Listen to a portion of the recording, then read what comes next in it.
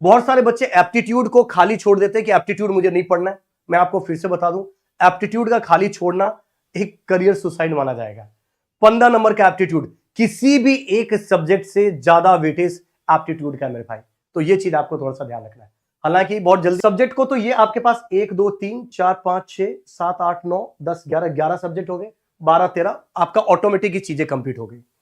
अब जो अभी प्रिपरेशन कर रहे हैं उन बच्चों को एक और क्वेश्चन जो मैं जनरली रिसीव कर रहा हूं कि सर ये तो आपने 5 महीने का रोड मैप दिया, ये सारी चीजें की ठीक है कि ये सब करना ही है, इन सब के साथ आपको थ्योरी और पीवाईक्यू भी लगाना है। तो मैं इसको भी लिख देता हूं, सारी चीजों की आपको थ्योरी सॉल्व करनी है, मतलब पढ़ना है।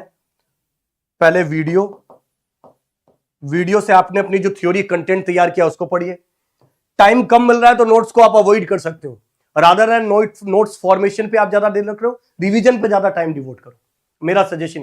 क्योंकि हो सकता है कि आप नोट्स बना रहे हो, वीडियो देख रहे हो, उसके बाद नोट अगर रनिंग नोट्स बना पा रहे हो फास्ट तो ठीक, अदरवाइज अगर टाइम कम बच रहा है नोट्स बनाने के लिए तो आप किसी का शॉर्ट नोट्स मंगा लो, मैं शॉर्ट नोट्स भेज दूंगा आपको, कोई दिक्कत नहीं। बहुत सारे बच्चों के मेरे पास शॉर्ट नोट्स है, मैं आप लोगों को शॉर्ट नोट्स भी अवेलेबल करवा दूंगा। इस वीडियो के कमेंट में जरूर लिख दीजिएगा, या फिर आप मुझे एक बार पिंग कर देना लिंक्डइन पर, टेलीग्राम पर, कहीं पर भी, राइट, मैं आपको भेज दूंगा। वीडियो थ्योरी पढ़ लिया, थ्योरी के बाद मतलब थ्योरी मतलब उसी को, इसी वीडियो की थ्योरी को जो नोट्स है उससे पढ़ लिया। उसके बाद एक बार पीवाईक्यू आप सॉल्व कर लीजिए, पीवाईक्यूज। उसके बाद डीपीपी में आपको हमेशा बोलता हूं, देखो हमने बहुत सारी जगह अपने खुद की भी पहले भी डीपीपी दी है, डीपीपी हम बहुत सदा 4 5 साल से दे रहे हैं, पर हर साल हम डीपीपी के अंदर कुछ ऐसी चीजें इंट्रोड्यूस करते हैं जो रिक्वायरमेंट होती है न्यू इंडस्ट्रीज के हिसाब से। तो इस बार भी हमने डीपीपी जो डेली जो आपके पास प्रैक्टिस प्रॉब्लम्स होती है उसको हमने अलग ही तरीके से रखा है। जैसे डिजिटल के आप डीपीपी देखोगे, बिल्कुल नया ही डीपीपी आपको देखने को मिलेगा, पुराने क्वेश्चंस उसके अंदर नहीं है। तो बहुत सारी नई चीजें हमेशा इनकॉर्पोरेट हम करते हैं, हर बार हर सब्जेक्ट के अंदर इनकॉर्पोरेट किया जाता है। आप लोगों को भी उस चीज के ऊपर ध्यान देना है। तो डीपीपी आपको सॉल्व करना है, राइट, और ये लेटेस्ट वाली डीपीपी सॉल्व करना है जो हम कर रहे हैं, राइट। और डीपीपी के बाद जैसे आप डीपीपी सॉल्व कर सकते हो तो मॉक टेस्ट के अंदर आप देना शुरू कर सकते हो, मॉक टेस्ट।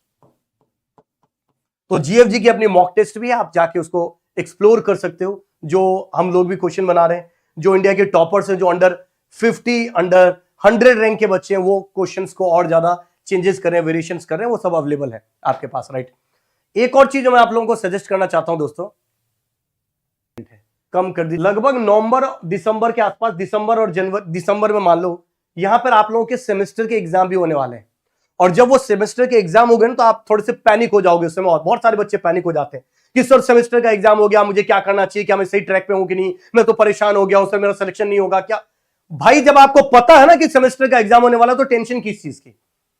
आप पहले से ही अपने प्रिपरेशन को एक्सीलरेट रखिए, ताकि 10 दिन का यहां पर अगर ब्रेक, उसको भी कंप्लीटली ब्रेक नहीं होता, वो बीच बीच में आप थोड़ा बहुत जो खाली लेक्चर टाइम होते हैं उसमें आप पढ़ते हो, बट इसलिए थोड़ा सा तो ब्रेक लगता ही है।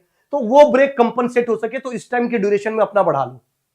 सर कॉलेज भी चल रहा है, कॉलेज पे थोड़ा सा ध्यान दो, कॉलेज को आप समझाओगे कि मैं गेट के लिए बहुत ज्यादा सीरियस हूं, तो ऐसा नहीं कि कॉलेज वाले आप लोगों को बहुत ज्यादा प्रेशर में डालेंगे। जब आप लोगों की रैंक आती है ना, तो जिस कॉलेज में आप पढ़ते हो उस कॉलेज के डायरेक्टर और वाइस चांसलर भी ऐसे छाती जो है ना उनका एकदम चौड़ा हो जाता है। आई नो, मैं भोपाल गया था, शायद भोपाल में एक कॉलेज के अंदर मिला था, मैं क्या नाम था, ओरिएंटल, यस, ओरिएंटल कॉलेज था भोपाल के अंदर। मैं उनसे मिला, उनके डायरेक्टर थे आई थिंक, जिनसे मिला तो वो मुझे एक बच्चे को मिलाने के लिए ले आए थे जिनकी इलेक्ट्रॉनिक्स के अंदर अंडर 50 के आसपास उसकी रैंक थी, अंडर 100 रैंक थी, रिमेंबर एग्जैक्ट नहीं है। वो मिलाने के लिए बहुत प्राउडली बात कर रहे थे कि सर हमारे बच्चा है वो, हालांकि वो बच्चा मुझसे पढ़ा था, राइट, डिजिटल लॉजिक, आता ही पैर छुआ और उस डायरेक्टर ने बोला कि जानते हो आप इसको, इनको, तो उस बच्चे ने बोला हाँ सर ये सीजे सर है, हमने इनसे पढ़ा है डिजिटल लॉजिक। तो वो बच्चा जानता था, राइट, बट कॉलेज को भी बहुत प्राउड फील होता है। तो आप अगर कॉलेज के पे भी अगर बात करोगे कि सर अटेंडेंस की ऐसी चीज है कि मुझे थोड़ी सी आप छूट दे दीजिए, मैं गेट के लिए बहुत ही ज्यादा सीरियस हूं और मैं बहुत सीरियसली गेट का एग्जाम देना चाहता हूं, तो वो लोग भी सुनते हैं अगर वो जेन्युइन होते हैं तो। और कुछ लोग नहीं भी होते तो वो इग्नोर मारो ऐसे लोगों को, राइट। लेक्चर 3 आवर्स का है और आप 1 आवर्स नहीं, देखो हर एक लेक्चर भले 3 आवर्स का होगा, पर आपको 3 आवर्स देखना नहीं, आपको देखना 1 आवर ही है। आपको 10 दिन में थोड़ी पूरी की पूरी या 20 दिन में थोड़ी तो पूरी की पूरी आपको मैथमेटिक्स कंप्लीट करना है। आपको तो मैंने बोला ये डेली के रूटीन का पार्ट ही होना चाहिए कि डेली उस 3 घंटे के लेक्चर में से भी 1 घंटा या जब एक टॉपिक कंप्लीट हो जाए वहां पे छोड़कर आगे बढ़ जाओ।